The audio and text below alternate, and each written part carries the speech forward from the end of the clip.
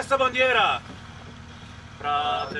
La giornata inizia presto, con l'alzabandiera alle prime luci dell'alba, la colazione in fretta, un caffè al volo, bisogna tornare ai campi degli sfollati, giù la gente aspetta. A Campobase San Felice d'Ocre, 900 metri sul livello del mare, ci sono gli addetti della protezione civile e anche i volontari.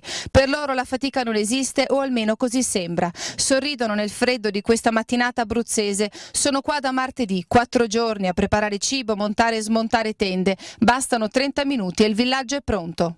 State smontando a velocità luce un campo. Com'è possibile? Esperienza, allenamento, esercitazioni.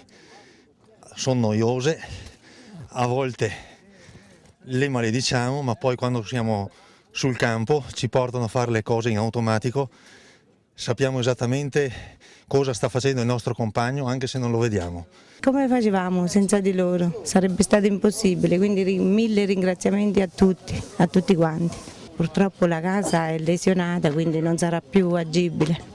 Adesso vivete dentro le tende? Siamo qui alla Tendopoli, insomma ci siamo, almeno ieri sera c'era il riscaldamento, la luce, non abbiamo ancora tutti il materasso, la rete, però speriamo che oggi arrivino anche tutte le altre cose. Viviamo come i nomadi, veramente noi non sapevamo che cosa significasse vivere con queste difficoltà e adesso ci rendiamo conto di quanto sia difficile. La tua casa è stata distrutta? No, la mia casa per fortuna no, però non posso comunque andarci per il momento perché intorno ci sono le macerie delle altre case e noi siamo stati fortunati perché la nostra casa è ancora in piedi. Sì, per fortuna ci sono loro, i volontari, col cuore diviso tra campo e casa. Vorrei dire una cosa, che bisogna ringraziare anche le nostre mogli,